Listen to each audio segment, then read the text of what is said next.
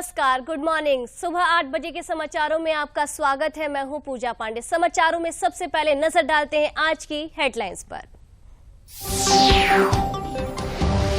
मुख्यमंत्री योगी आदित्यनाथ ने मुंबई में शीर्ष औद्योगिक समूहों से सीधे संवाद कर 5 लाख करोड़ रुपए का निवेश आकर्षित करने में रहे सफल। ग्लोबल इन्वेस्टर समिट के दौरान इन प्रस्तावों को पहनाया जाएगा अमली जामा। प्रधानमंत्री नरेंद्र मोदी ने वाटर विजन @2047 पर आयोजित अखिल भारतीय जल सम्मेलन को किया संबोधित। अपने संबोधन में उन्होंने कहा कि जल संरक्षण के लिए जन भागीदारी है महत्वपूर्ण। सामूहिक प्रयास से ही प्राप्त होंगे लक्ष्य। गोरखपुर फैजाबाद खंड स्नातक निर्वाचन 2023 के लिए नामांकन प्रक्रिया शुरू। 12 जनवरी तक प्रत्याशी कर सकेंगे नामांकन। 13 जिलों में होने वाले इस चुनाव में 30 जनवरी को होगा मतदान। लगभग 2.5 लाख मतदाता करेंगे मतदान। प्रयागराज में संगम तट पर माघ मेले का पहला स्नान आज। कड़ी सर्दी के बावजूद लाखों लोग पौष पूर्णिमा पर कर रहे हैं स्नान। मेला प्रशासन ने माघ मेले के लिए सभी तैयारियां की पूरी। और प्रदेश में ठंड का प्रकोप जारी। मौसम विभाग ने आने वाले 3-4 दिनों में भीषण सर्दी के साथ अत्यधिक घने कोहरे और शीतलहर का जारी किया रेड अलर्ट।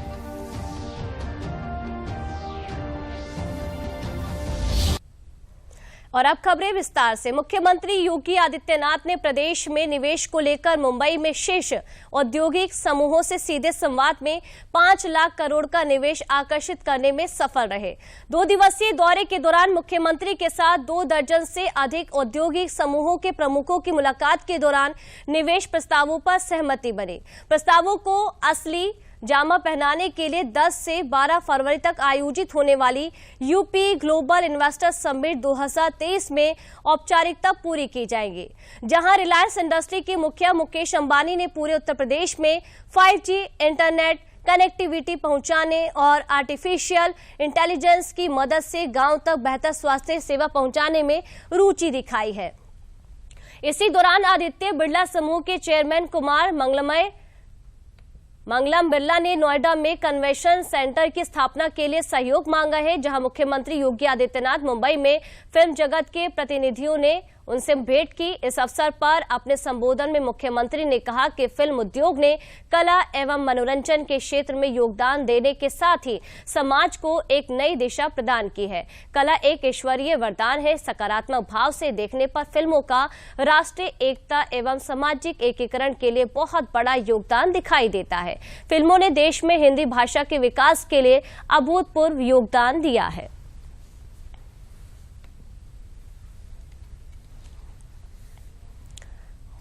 प्रधानमंत्री नरेंद्र मोदी ने कल वाटर विजन @2047 पर अखिल भारतीय जल सम्मेलन को संबोधित किया और ये देश का पहला अखिल भारतीय जल सम्मेलन था। ये अमृतकाल के अगले 25 वर्षों की यात्रा का एक महत्वपूर्ण आयाम इसे बताते हुए प्रधानमंत्री ने अपने संबोधन में जल संरक्षण के जल भागीदारी पर जोर दिया और साथ ही प्रधानमंत्री ने ये भी कहा कि जल संरक्षण के लिए राज्य जो सामूहिक प्रयास करेंगे उससे देश की भी सामूहिक लक्ष्यों के प्राप्त करने में मदद मिलेगी। हर घर तक जल पहुंचाने, किसानों को सिंचाई के लिए पानी की पूरी सुविधा दिलाने और जल संरक्षण जैसे मसलों पर केंद्र की नरेंद्र मोदी सरकार लगातार कदम उठा रही है और तमाम योजनाएं भी चला रही है। प्रधानमंत्री नरेंद्र मोदी ने गुरुवार को वीडियो संदेश के माध्यम से जल संरक्षण के विषय पर राज्यों के मंत्रियों के प्रथम अखिल भारतीय वार्षिक सम्मेलन को संबोधित किया। सम्मेलन का विषय था वाटर विजन @2047 और इसका उद्देश्य सतत विकास और मानव विकास के लिए जल संसाधनों के दोहन के तरीकों पर चर्चा के लिए प्रमुख नीति निर्माताओं को एक साथ लाना। प्रधानमंत्री ने वाटर विजन @2047 को अमृत काल की अगले 25 वर्षों की यात्रा का एक महत्वपूर्ण आयाम करार दिया। आज भारत वाटर सिक्योरिटी पर अभूतपूर्व काम कर रहा है, अभूतपूर्व निवेश भी कर रहा है। हमारी संवैधानिक व्यवस्था में पानी का विषय राज्यों के नियंत्रण में आता है। जल संरक्षण के लिए राज्यों के प्रयास देश के सामूहिक लक्ष्यों को प्राप्त करने में बहुत सहायक होंगे। ऐसे में वाटर विजन एट 2047 अगले 25 वर्षों की अमृत यात्रा का एक महत्वपूर्ण आयाम है। प्रधानमंत्री ने समग्र सरकार और संपूर्ण देश के अपने दृष्टिकोण को दोहराते हुए इस बात पर जोर दिया कि सभी सरकारों को एक ऐसी प्रणाली की तरह काम करना चाहिए जिसमें राज्य सरकारों के विभिन्न मंत्रालयों के बीच निरंतर संपर्क और संवाद हो। पीएम ने जोर देकर कहा कि जल संरक्षण से जुड़े अभियानों में जनता को, सामाजिक संगठनों को, सिविल सोसाइटी को भी ज्यादा से ज्यादा साथ लेना होगा। जन भागीदारी का एक और पक्ष है और उसे भी समझना बहुत जरूरी है। कुछ लोग सोचते हैं कि भाई जन भागीदारी यानी लोगों पर ही सारी जिम्मेदारी थोप देना। जन भागीदारी को बढ़ावा देने से सरकार की जिम्मेदारी कम, कि जनता जनार्दन को भी ये पता चलता है कि इस अभियान में कितनी मेहनत हो रही है, कितना पैसा लग रहा है, इसके कितने पहलू होते हैं। पीएम ने पॉलिसी लेवल पर भी पानी से जुड़ी परेशानियों के समाधान के लिए सरकारी नीतियों और ब्यूरोक्रेटिक प्रक्रियाओं से बाहर आने पर जोर दिया और कहा कि हमें समस्याओं को पहचानने और उसके हल के लिए टेक्नोलॉजी को, इंडस्ट्री को और खासकर स्टार्टअप्स को साथ जोड़ना होगा। पीएम ने जल संरक्षण के क्षेत्र में सर्कुलर इकोनॉमी की भूमिका को लेकर भी बात की। जब ट्रीटेड वाटर को रीयूज किया जाता है, फ्रेश वाटर को कंजर्व किया जाता है, तो उससे पूरे इकोसिस्टम को बहुत लाभ होता है। इसलिए पानी का ट्रीटमेंट, पानी की रिसाइकलिंग आवश्यक है। राज्यों द्वारा विभिन्न कार्यों में ट्रीटेड वाटर का इस्तेमाल बढ़ाने की योजना और उसमें वेस्ट में से बेस्ट इनकम भी होती है। आपको लोकल नीड्स की मैपिंग करनी होगी, उस हिसाब से योजनाएं बनानी होगी। प्रधानमंत्री ने जल जीवन मिशन, प्रति बूंद अधिक फसल अभियान, नमामि गंगे मिशन, अटल भूजल संरक्षण योजना जैसी योजनाओं का जिक्र किया और बताया कि कैसे जल सुरक्षा के क्षेत्रों में भारत सरकार अभूतपूर्व काम कर रही है। प्रधानमंत्री ने जल जागरूकता महोत्सव और स्कूली पाठ्यक्रमों के जरिए युवा पीढ़ी को इस बारे में जागरूक करने पर जोर दिया। Bureau report, DD news. राजधानी दिल्ली एनसीआर में गुरुवार को रात 8 बजे भूकंप के झटके महसूस किए गए। रिक्टर स्केल पर इसकी तीव्रता 5.9 मापी गई और भूकंप का केंद्र अफगानिस्तान के हिंदुकुश क्षेत्र रहा और पाकिस्तान में भी महसूस किए गए भूकंप के झटके।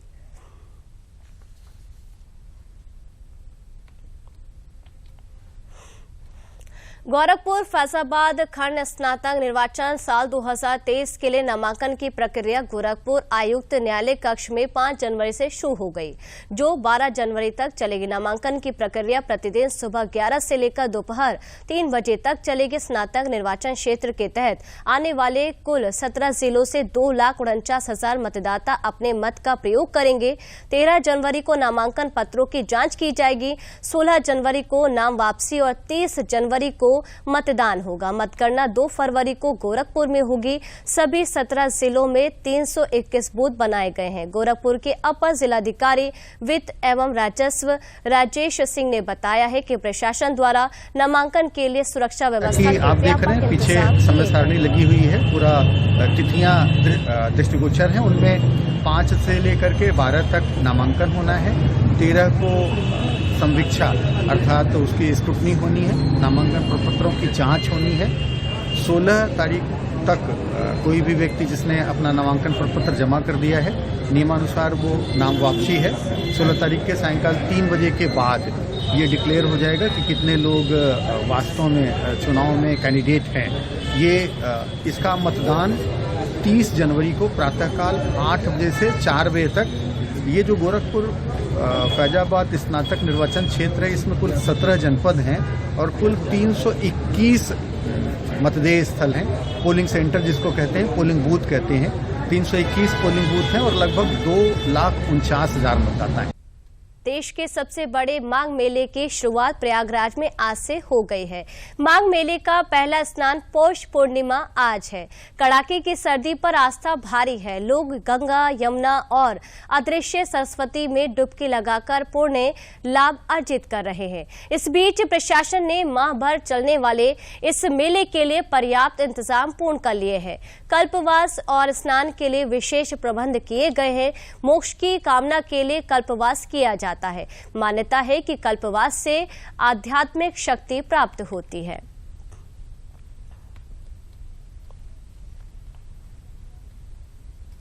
और अब बात मौसम की। उत्तर भारत में जारी है सर्दी और शीतलहर का कहर। राजधानी दिल्ली में सुबह पारा 3 डिग्री तक गिर गया और इसे सीजन की सबसे सर्द सुबह माना जा रहा है। और अगले 3 दिनों तक भी राजधानी में तेज सर्दी दिल्ली वासियों को परेशान करेगी। वहीं उत्तर प्रदेश, राजस्थान, पंजाब और हरियाणा में शीतलहर के साथ साथ कोहरे की समस्या देखी जा रही है, जिसका प्रभाव ट्रेनों की आवाजाही पर भी पड़ रहा है। दिल्ली एनसीआर सहित पूरा उत्तर भारत कपकपाती ठंड की चपेट में है। गुरुवार सुबह दिल्ली के कई इलाकों में न्यूनतम तापमान 3 डिग्री सेल्सियस से नीचे दर्ज किया गया, जबकि बुधवार को 4 डिग्री सेल्सियस दर्ज किया गया था। मौसम विभाग के अनुसार गुरुवार को लोधी रोड में पारा 2.8 तक रिकॉर्ड किया गया। वहीं सफदरजंग में न्यूनतम तापमान 3 डिग्री सेल्सियस रहा। मौसम विभाग के अनुसार आने वाले 3 दिनों तक सर्दी का सितम यूं ही बरकरार रहेगा। दिल्ली एनसीआर में ठंड और घना कोहरा छाया रहेगा। रविवार से तापमान में थोड़ी बढ़ोतरी हो सकती है। इसके साथ ही पंजाब, उत्तरी राजस्थान, हरियाणा के कुछ हिस्सों, पश्चिमी उत्तर प्रदेश, उत्तर पश्चिम मध्य प्रदेश, पश्चिम बंगाल, सिक्किम के उप हिमालयी क्षेत्रों में घना कोहरा छाये रहने की संभावना व्यक्त की गई है, जबकि जम्मू, हिमाचल प्रदेश, उत्तराखंड, पूर्वी मध्य प्रदेश, उत्तरी छत्तीसगढ़, असम और त्रिपुरा में हल्का कोहरा छाया रहेगा। कोहरे के कारण यातायात भी बुरी तरह प्रभावित हुआ है। उत्तर रेलवे क्षेत्र में 12 से अधिक ट्रेनें देरी से चली और 2 ट्रेनों के समय में बदलाव किया गया। दिल्ली एयरपोर्ट ने यात्रियों के लिए कोहरे का अलर्ट जारी किया है। राजस्थान के सीकर में शीतलहर का प्रकोप जारी है। शहर में घना कोहरा छाया दिखा। ठंड से बचने के लिए लोग अलाव तापते दिखे। हरियाणा के अंबाला में गुरुवार सुबह घना कोहरा छाया रहा। कोहरे की वजह से विजिबिलिटी बेहद कम रही। पंजाब के लुधियाना और पठानकोट में कड़ाके की ठंड पड़ रही है। पूरा शहर घने कोहरे की चपेट में है। बठिंडा ने लगातार कोहरे की चादर ओढ़ रखी है। बढ़ती हुई ठंड के कारण बठिंडा में घना कोहरा देखने को मिला। बठिंडा में गुरुवार को पारा 3 डिग्री सेल्सियस रिकॉर्ड किया गया। ये जो धुंध है किसानों के लिए तो अच्छी है, क्योंकि फसल के लिए काफी लाभदायक होती है। लेकिन ये जो रोजगार के लिए निकलते हैं लोग सुबह, जो साइकिल वगैरह पे जाते हैं, उनके लिए थोड़ा सा नुकसानदायक हो सकता है, क्योंकि वो लोग ना कहीं रिफ्लेक्टर वगैरह नहीं लगा के रखते अपने साइकिलों पे। मेरठ और कानपुर में भी कोहरे और ठंड के कारण लोगों को दुश्वारियों का सामना करना पड़ रहा है। उत्तर प्रदेश के मथुरा में घने कोहरे और शीतलहर के कारण लोगों को काफी परेशानियों का सामना करना पड़ रहा है। ठंड की वजह से हालत खराब है, आदमी खड़ा नहीं हो पा रहा है और बर्फीली हवा भी चल रही है।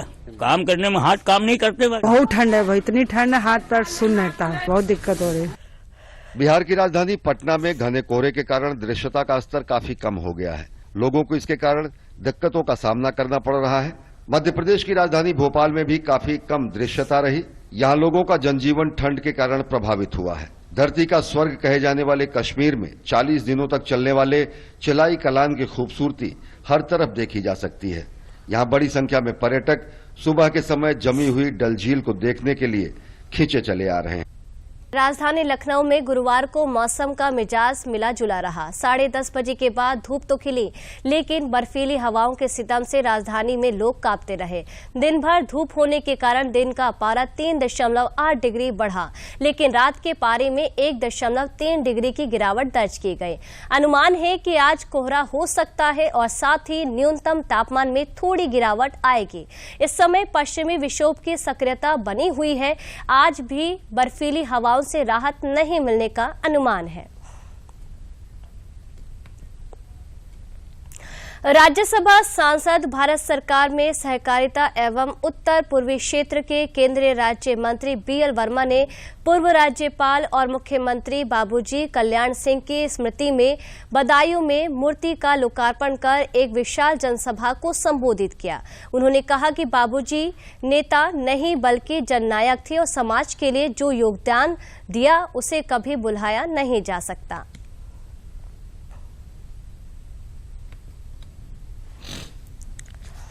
माननीय प्रधानमंत्री जी लगातार बिना छुट्टी दिए काम करते हैं। अभी जब उनकी मां ने दुनिया छोड़ी थी उस दिन भी उन्होंने छुट्टी नहीं ली और काम कर गए। मैं कह सकता हूँ उनके नेतृत्व में नॉर्थ ईस्ट में जिस तरह से मुझे काम करने का अवसर मिला है 2014 से पहले का नॉर्थ ईस्ट में आज जिस तरह से विकास की रफ्तार पर नॉर्थ ईस्ट चाहे वो आसाम हो, चाहे हिमाचल प्रदेश, चाहे सिक्किम हो, चाहे मणिपुर हो, मिजोरम हो या त्रिपुरा हो, नागालैंड हो, सभी प्रदेशों में एक विकास आपको देखने को मिलेगा। कन्नौज जिले में बनाए जा रहे इंटरनेशनल इत्र पार्क के निर्माण कार्य प्रगति का समाज कल्याण राज्य मंत्री असीम अरुण ने निरीक्षण किया। इस दौरान मंत्री असीम अरुण ने इत्र पार्क का निर्माण कर रही कार्यदायी संस्था के अधिकारियों से कार्य प्रगति की जानकारी ली। निरीक्षण के दौरान मीडिया से बात करते हुए असीम अरुण ने पाई गई कुछ कमियों को तत्काल सुधारने के निर्देश दिए। उन्होंने बताया कि अभी 50 एकड़ में इत्र पार्क का निर्माण चल रहा है, इसके एरिया को और बढ़ाया जाएगा। इत्र पार्क निर्माण होने से कन्नौज के व्यापारियों को एक औद्योगिक क्षेत्र मिलेगा।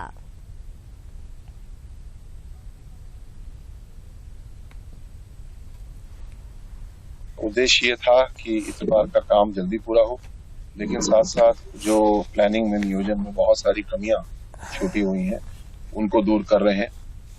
उदाहरण के तौर पे गैस किस प्रकार आएगी, पानी का क्या होगा, प्रदूषण नहीं होना चाहिए किसी प्रकार का, ये नियोजन की कमियां हैं, इनको दूर करा रहे हैं।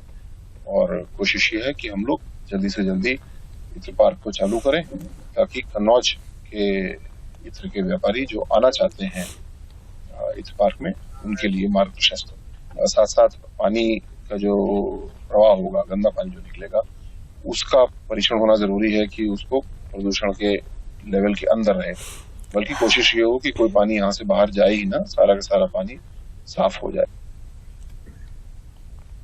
जौनपुर के जिलाधिकारी मनीष कुमार वर्मा ने जिला अस्पताल एवं सीतापुर आंख अस्पताल का औचक निरीक्षण कर स्वास्थ्य सुविधाओं का जायजा लिया। जिला अस्पताल के निरीक्षण के दौरान उन्होंने अनुपस्थित चिकित्सक डॉक्टर शफीक अहमद एवं अन्य 5 स्वास्थ्य कर्मियों का 1 दिन का वेतन रोकते हुए स्पष्टीकरण देने के निर्देश दिए। उन्होंने CMS कृष्ण कुमार राय को निर्देश दिया कि बायोमेट्रिक उपस्थिति दर्ज कराना सुनिश्चित करे। जिलाधिकारी ने सर्जिकल वार्ड एवं मेडिकल वार्ड में जाकर भर्ती मरीजों से उनके स्वास्थ्य एवं अस्पताल के द्वारा किए जा रहे इलाज एवं दिए जा रहे खाने और नाश्ते के संबंध में जानकारी ली और CMS कृष्ण कुमार राय को निर्देश दिया कि मरीजों को अच्छे से इलाज किया जाए।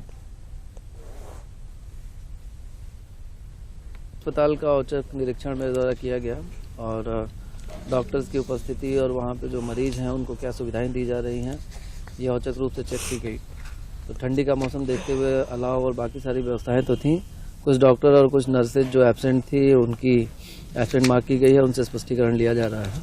बाकी इन जनरल व्यवस्थाएं ठीक थी। सबसे ज़्यादा जो पेशेंट थे वो यही सीजनल जो हमारी ठंडी का मौसम चल रहा है तो खांसी और इस तरह की समस्याओं वाले ज़्यादा लोग थे। दवाइयाँ वगैरह हमारे पास पर्याप्त हैं, कहीं किसी भी मरीज ने दवाई की शिकायत नहीं करी। टेस्ट वगैरह भी पर्याप्त मात्रा में हो रहे थे। एक HIV के किट की कमी की बात आई है तो वो बात करके पूरी कराई जाए। और अंत में एक नजर डालते हैं आज की हेडलाइंस पर।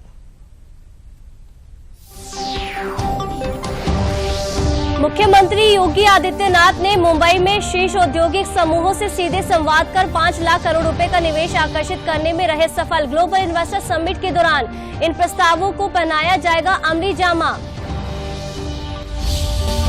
प्रधानमंत्री नरेंद्र मोदी ने वाटर विजन @2047 पर आयोजित अखिल भारतीय जल सम्मेलन को किया संबोधित। अपने संबोधन में उन्होंने कहा कि जल संरक्षण के लिए जन भागीदारी है महत्वपूर्ण, सामूहिक प्रयास से ही प्राप्त होंगे लक्ष्य।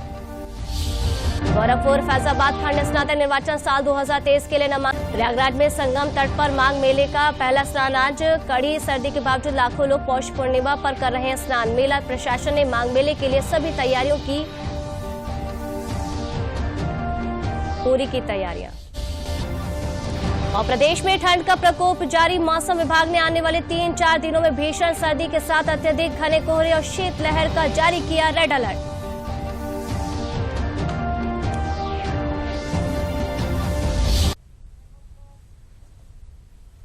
समाचारों में मेरे साथ फिलहाल के लिए इतना ही। नमस्कार।